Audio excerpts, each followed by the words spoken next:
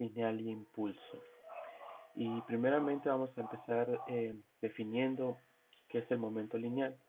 Anteriormente nosotros vimos que si nosotros replanteábamos la segunda ley de Newton, esto nos llevó a obtener el teorema de trabajo-energía, que fue muy importante para poder analizar sistemas más complejos de forma más sencilla, ¿no? Entonces, en esta ocasión lo que vamos a hacer es, vamos a reformular de nuevo la segunda ley de Newton y ver a dónde nos lleva, ¿no? Entonces, empezamos considerando que una partícula de masa constante se va a estar moviendo, ¿ok? Y se va a estar moviendo de manera acelerada. Entonces, nosotros ya sabemos que la aceleración en términos de la velocidad la podemos escribir como esta ecuación, ¿no? Sabemos que la aceleración es la derivada de la velocidad respecto del tiempo. Entonces, si nosotros planteamos la segunda ley de Newton, que nos dice que la sumatoria de todas las fuerzas tiene que ser igual a la masa del objeto por la aceleración que causa esta fuerza, entonces podemos escribir la ecuación como la masa por la derivada de la velocidad respecto del tiempo. Entonces, si nos están diciendo que la masa es constante, nosotros ya sabemos de nuestros cursos de cálculo diferencial que podemos introducir esta masa adentro de la derivada y no pasa absolutamente nada, ¿verdad? ¿Por qué? Porque sabemos que si nosotros escribimos esta derivada de esta forma, sabemos que por las reglas de la derivada, ¿no? De cuando tengo la derivada de una multiplicación de funciones, al final de cuentas voy a obtener la expresión que teníamos acá arriba, ¿no? Eso es muy sencillo y lo pueden checar, ¿ok? Entonces, nosotros ya teniendo la segunda ley de Newton, perdón, escrita de esta forma, eh, vamos a definir el, el término que estaba dentro de los paréntesis como el momento lineal o la cantidad de movimiento de la partícula, ¿ok? Y lo vamos a expresar con una P minúscula y esto vamos a decir que es igual a la masa del objeto por la velocidad. Entonces, sabemos que la masa es un escalar, pero la velocidad es un vector. Eso quiere decir que el momento lineal va a ser un vector, ¿ok? Y va a tener la misma dirección que tenga la velocidad, ¿ok? Y entonces, pues nosotros podemos observar que de esta ecuación, por ejemplo, del momento, así como está definida, eh, mientras mayores sean la masa y la velocidad de la partícula, pues el momento lineal de la partícula será mayor, ¿no?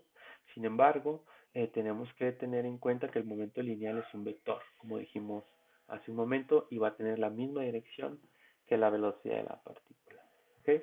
Y entonces, como esta cantidad de momento lineal es un vector, eh, vamos a ver más adelante ya en los ejemplos y en los ejercicios que es muy conveniente escribir el momento en términos de sus componentes. Es decir, que si yo quiero obtener o tengo la componente del momento lineal en dirección X, eso va a ser igual a la masa por la velocidad en esa dirección.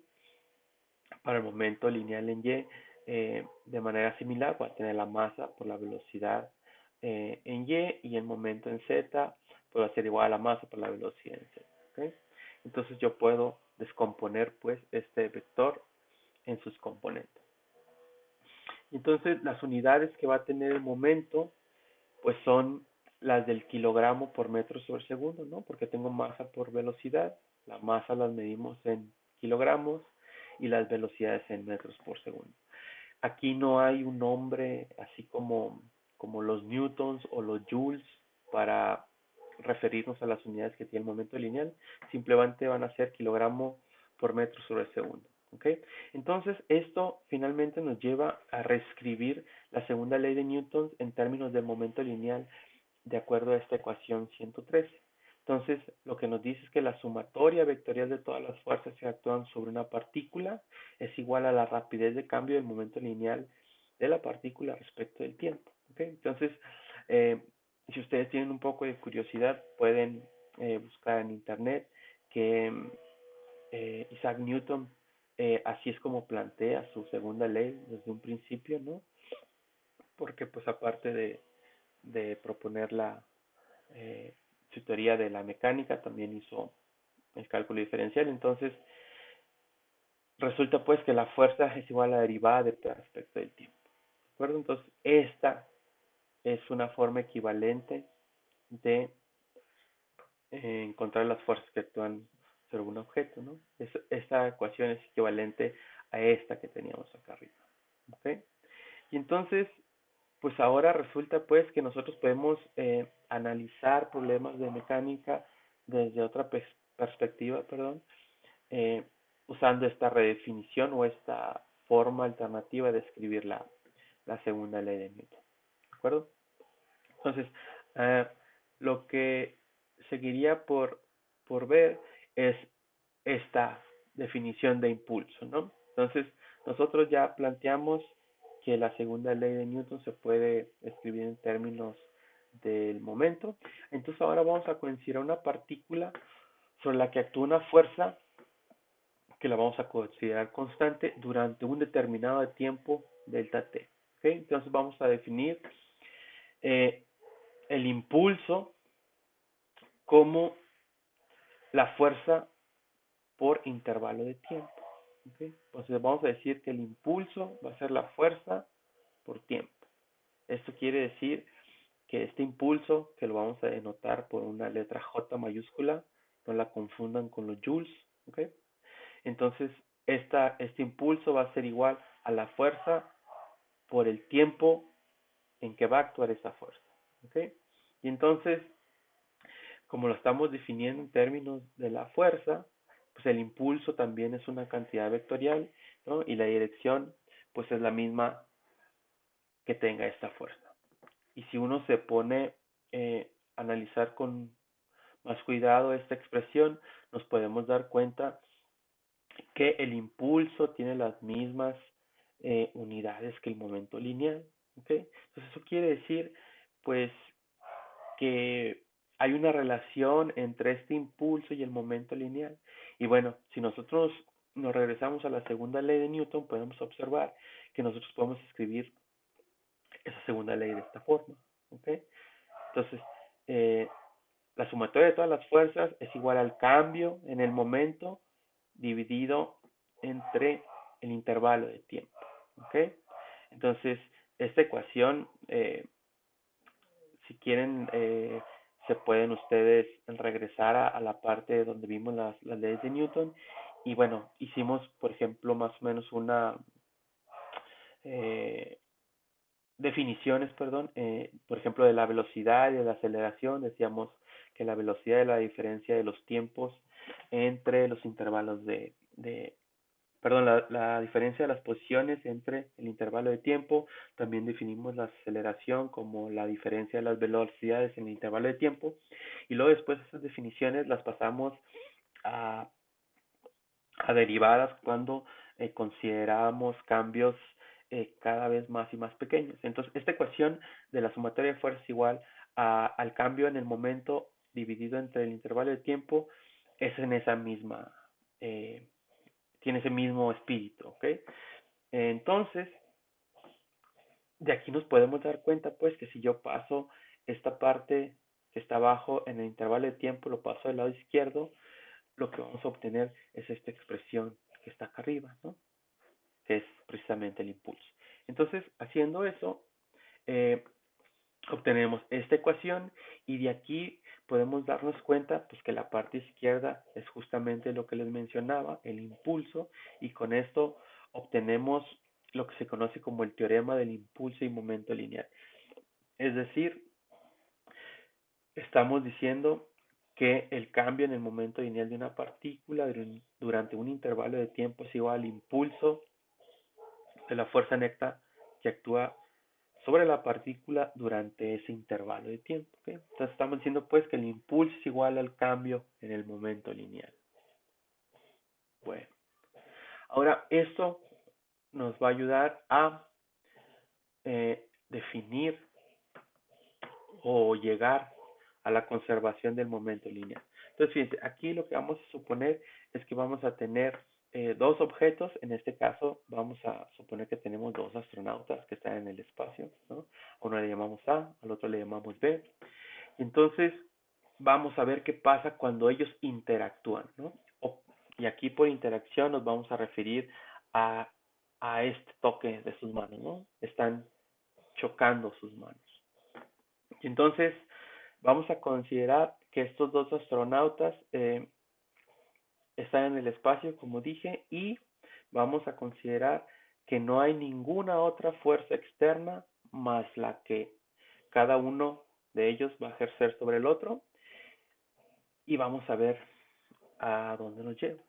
Entonces, eh, vamos a considerar que los astronautas son partículas, ¿no? Como lo hemos venido haciendo durante todo el curso, ¿no?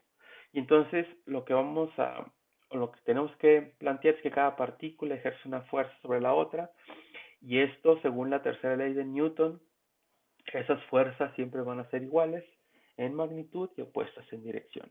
Entonces, eso quiere decir que los impulsos que actúan sobre esas partículas son iguales y opuestos, y a su vez los cambios en el momento lineal de las dos partículas van a ser iguales y opuestos, ¿no? Esto, eh, ¿por qué? Por lo que acabamos de plantear, ¿ok? Y entonces, voy a tener pues que este astronauta A va a ejercer una fuerza sobre este astronauta B, y que el astronauta B va a ejercer una fuerza sobre el astronauta A, ¿ok?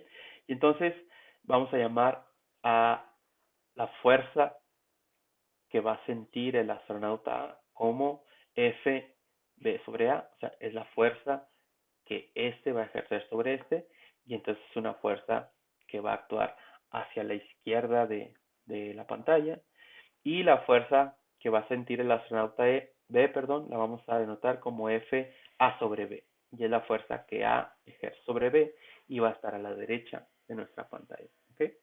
Entonces, eh, esto lo podemos ya plantear de forma matemática, eh, y más particularmente en términos de los momentos de esta manera, lo acabamos de ver. Entonces vamos a decir que la fuerza que B ejerce sobre A tiene que ser igual al, a la derivada, perdón, del momento lineal de A respecto del tiempo, y que la fuerza que ejerce A sobre B tiene que ser igual a la derivada del momento de B respecto del tiempo, ¿no? Eso es lo que acabamos de decir. Entonces, serían eh, la, las expresiones para cada uno de estos dos astronautas o las dos partículas, ¿okay? Y entonces, siguiendo con lo que veníamos diciendo acerca de la tercera ley de Newton, ¿ok? Entonces podemos establecer esta relación, que la fuerza de B sobre A tiene que ser igual a menos la fuerza de A sobre B, ¿verdad? Por la tercera ley. Y esto lo podemos escribir de esta siguiente manera, que la fuerza de B sobre A más la fuerza de A sobre B tiene que ser igual a la derivada del momento de A respecto del tiempo más la derivada del momento de B respecto del tiempo, y eso tiene que ser igual a cero, ¿no? Entonces resulta que por las propiedades de la derivada estamos derivando respecto a la misma variable que es el tiempo. Esto quiere decir que la parte media de esta ecuación, donde están las derivadas de los momentos, los podemos escribir de esta manera, ¿no? Que es que de la derivada de la suma del momento de A más el momento de B respecto del tiempo es igual a cero. Ahora, tenemos que encontrar la condición para que cuando derivemos esta suma respecto del tiempo siempre nos dé cero. Y resulta que la única forma de que esto siempre se cumpla es pues que esta suma del momento de A más el momento de B siempre sea igual a cero, ¿no? Porque nosotros sabemos que la derivada de una constante siempre va a ser igual a cero, ¿okay? Y entonces esto eh, lo podemos escribir de una forma alternativa definiendo un momento lineal total P mayúscula, ¿no? Entonces este va a ser el momento lineal total del sistema, ¿no? Nuestro sistema es este cuerpo A y esta partícula B, perdón. Y entonces, si lo definimos así, como que el momento lineal total es igual al momento lineal de A más el momento lineal de B, podemos llegar a esta ecuación, a la 121. podemos decir pues que la fuerza de B sobre A más la fuerza de A sobre B es igual a la derivada del momento lineal total del sistema respecto del tiempo y eso tiene que ser cero. ¿Ok? Entonces, como les mencionaba, esta última expresión de aquí, lo que nos dice pues es que el momento lineal total es constante. ¿Ok? Y entonces, si aparte no hay fuerzas externas, perdón, si hay fuerzas externas, estas deberán incluirse del lado derecho de la ecuación anterior, perdón, de este lado. ¿Ok? Entonces, pues, eh, una forma más práctica de ver de que el momento lineal total es una constante es a través de, de este enunciado que está aquí, el cual nos dice que la suma vectorial de los momentos individuales antes de una interacción debe ser iguales a a la suma vectorial, perdón, de los momentos individuales después de la interacción. ¿Okay? Entonces, a lo que hemos llegado pues es que el momento lineal en un sistema de partículas se conserva, ¿no? Así como ya vimos que la energía se conserva en un sistema, pues resulta que el momento lineal de un sistema de partículas también se conserva. ¿Okay? Entonces, eh, vamos a ver después de forma más detallada cómo aplicar esto ya a un problema en particular. ¿Okay? Ahora, cuando hablamos nosotros de interacciones, a lo que nos estamos refiriendo en este particular eh, tema son a choques de partículas. ¿Okay? Y entonces nosotros, pues esta palabrita de los choques la asociamos a un término para referirnos, por ejemplo, a un accidente automovilístico. Entonces, nosotros sabemos que usamos ese término en ese sentido, pero aquí vamos a ampliar un poquito el significado para incluir cualquier interacción intensa entre dos cuerpos, ¿no? Donde su duración es muy, muy corta, ¿ok? Y entonces existen tres tipos de choques. Hay los choques elásticos, los choques inelásticos y los choques totalmente inelásticos. La característica que tienen los choques elásticos es que la energía cinética es la misma antes y después de los choques. Esto se lo pueden imaginar, por ejemplo, con bolas de billar, ¿no? Entonces, ese es un ejemplo de un choque elástico. Los choques inelásticos tienen la característica que la energía cinética total es menor que la inicial, ¿no? Entonces esto pasa, por ejemplo, cuando hay choques de automóviles, ¿no? Y entonces, pues chocan los carros y luego, después del choque, pues cada uno se va por diferentes direcciones. Y entonces ahí la energía cinética total es menor que la inicial. Y en los choques totalmente inelásticos, se caracterizan porque la energía cinética total es menor que la inicial, pero además los cuerpos se mueven como uno solo después del choque. ¿Okay? Entonces, vamos a ver también eso, cómo introducirlo ya en los problemas. Y bueno, por último, en esta parte, tenemos que ver este concepto que es el centro de masas. ¿Okay? Entonces, esto eh, nos va a ayudar a replantear el principio de la conservación del momento lineal de una manera más útil, usando la definición esta de centro de masa, ¿no? Entonces, podemos suponer que tenemos varias partículas con masa M1, M2, M3, etcétera, etcétera, etcétera, ¿no?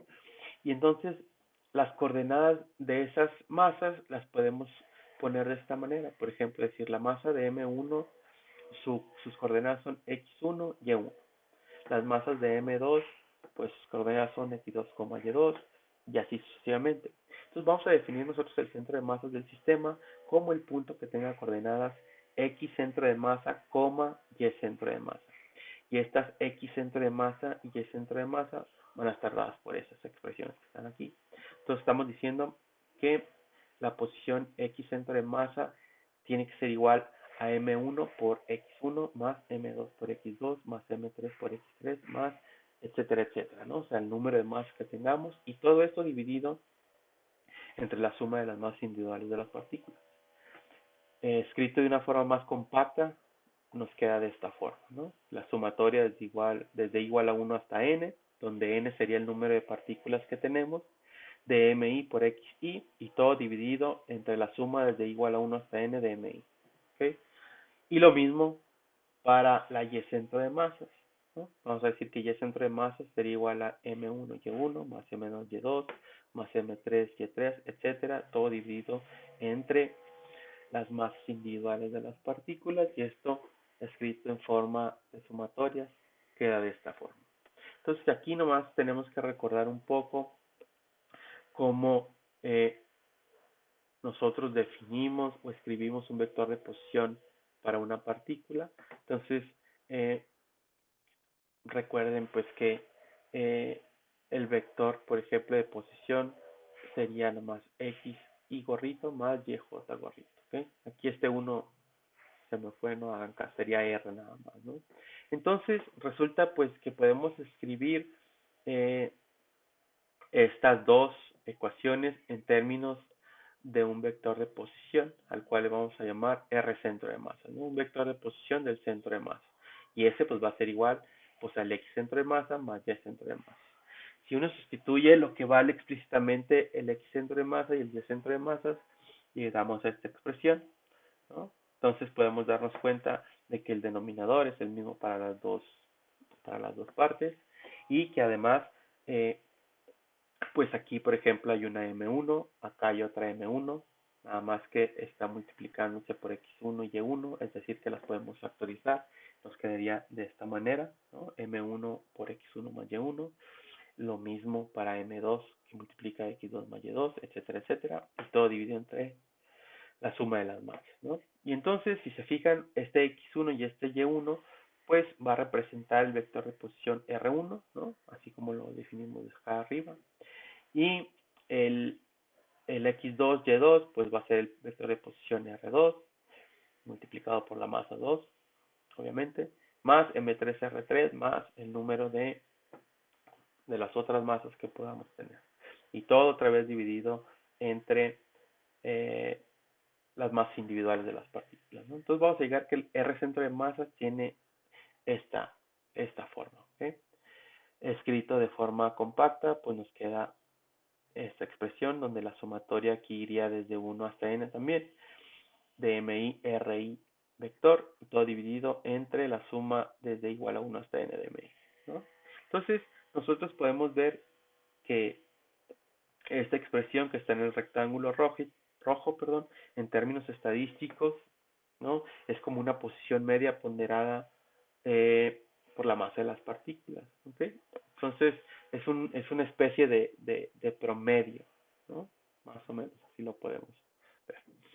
Entonces, resulta que este centro de masas, nosotros, si tenemos, por ejemplo, figuras geométricas regulares, resulta que el centro de masa coincide con el centro geométrico de, de la figura que tengamos, ¿no? Por ejemplo, en el cubo, su centro de masa está en el centro del cubo. En una esfera, el centro de masas está en el centro de la esfera. En un cilindro regular, está en el centro del cilindro. Si tengo, por ejemplo, un disco, el centro de masa está justo en medio, ¿no? Que por aquí pasa un eje, ¿no? De simetría, le llamamos, que es el eje por el cual puede rotar. Si tenemos una tipo dona, pues también el centro de masas está justo en el centro de la dona, ¿no? O del aro que tengamos. ¿De acuerdo? Entonces, esto lo vamos a ocupar o lo vamos a ver de una manera un poquito más eh, eh, a profundidad en los próximos temas, ¿no? Pero bueno, es bueno irlo introduciendo. Y entonces resulta pues que esta definición que está aquí es para cuando tengo mis partículas puestas en un sistema de referencia, puede ser por ejemplo un plano cartesiano, pero están quietas, ¿no? Ahora, ¿qué pasa cuando el centro de masas empieza a moverse? Pues yo sé que si tengo un vector de posición y quiero calcular, por ejemplo, la velocidad a la cual se van a mover, pues lo que tengo que hacer es derivar esto, ¿no? Derivar el vector de posición respecto del tiempo y lo que obtengo es la velocidad. Pero ahora, como tenemos este R centro de masas, si derivamos el R centro de masa respecto del tiempo, lo que vamos a obtener es una velocidad del centro de masas. ¿Okay? Y entonces vamos a obtener la velocidad del centro de masas en X, dada por esta expresión, la velocidad del centro de masas en dirección Y dada por esta expresión. Y podemos juntar todo en un mismo vector, ¿no? Que le llamamos el vector de velocidad del centro de masas, dada por esta expresión que está aquí. Entonces, si se fijan, aquí abajo en el denominador estamos sumando las masas. Entonces, si sumo todas las masas de mi sistema, lo que voy a obtener es la masa total del sistema y lo vamos a denotar con una M mayúscula. Y entonces, aquí abajo tendríamos una M mayúscula que estaría dividiendo a todo lo de arriba. Entonces, podemos pasarlo del lado izquierdo de la expresión y vamos a obtener que la masa total del sistema multiplicada por la velocidad del centro de masas es igual a m1 por v1 más m2 por v2 más m3 por v3. Pero pues estos, si se dan cuenta, este m1 por v1 sería el momento lineal de la partícula 1, este m2v2 sería el momento lineal, perdón, de la partícula 2, etcétera, etcétera. Entonces, si sumo todos los momentos individuales de cada una de las partículas, lo que voy a obtener es el momento lineal total del sistema. ¿Ok? Y entonces, eh, lo que estamos encontrando pues es que el momento lineal total es igual a la masa total multiplicada por la velocidad del centro de masas. ¿De acuerdo? Ahora, ¿qué pasa si hay una fuerza neta externa que actúa sobre nuestro sistema de partículas, que no necesariamente es igual a cero? Entonces, el momento lineal total no se va a conservar y la velocidad del centro de masas va a cambiar. ¿Ok? Entonces, esta relación eh, entre el movimiento del centro de masas y de las fuerzas que actúan sobre el sistema. ¿Ok? Entonces, vimos nosotros que la velocidad del centro de masas no viene en términos de las velocidades de las partículas individuales. Si nosotros derivamos esa ecuación respecto del tiempo, lo que vamos a obtener es la aceleración del centro de masas. O sea, lo que estamos diciendo es que si derivamos esta ecuación, ¿no? Se va a tener la derivada de la masa total del sistema por la velocidad del centro de masa respecto del tiempo. La masa es constante, o sea que la derivada nada más actúa sobre la velocidad del centro de masas. Entonces, lo que tendría es la aceleración del centro de masa. Puesto de otra manera, voy a obtener esta expresión, ¿okay? Que sería la parte, sería esto junto con esto. ¿Okay? Ahorita olvídense un poquito de esta parte de esta a la derecha. Y entonces, estamos diciendo pues que la masa total del sistema por la aceleración del centro de masa es igual a la masa 1 por la aceleración de la partícula 1 más la masa 2 por la aceleración de la partícula 2, etcétera, etcétera. Y entonces, pues si se fijan, esta parte derecha de la ecuación 128, pues no es nada más que la suma vectorial de las fuerzas que actúan sobre cada una de las partículas que tengo en mi sistema.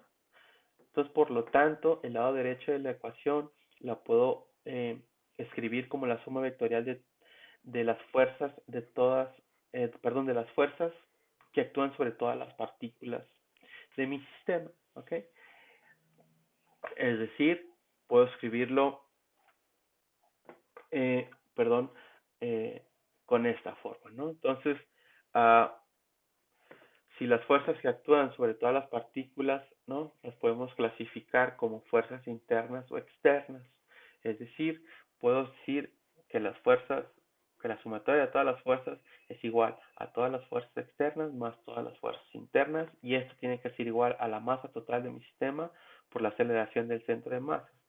Pero debido a la tercera ley de Newton, todas las fuerzas internas se cancelan en pares, o sea, todas estas van a ser cero.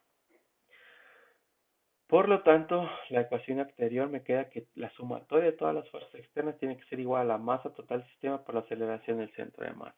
¿Okay? Entonces, esto lo podemos resumir en este párrafo que está aquí, que dice que cuando las fuerzas externas actúan sobre un cuerpo o un conjunto de partículas, el centro de masa se mueve como si toda la masa estuviera concentrada en ese punto y sobre él actuara una fuerza neta igual a la sumatoria de las fuerzas externas que actúan sobre el sistema. Este enunciado, Saúl, es muy importante, ¿no? Vamos a ver eh, próximamente en los ejercicios que vayamos a subir cómo aplicar todo lo que acabamos de ver. Eh, como recomendación, si quieren, vean el video en partes, ¿no? Porque está un poco largo.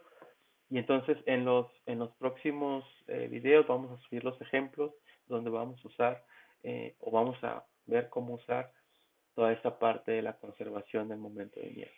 Cualquier duda que puedan tener, háganmela saber.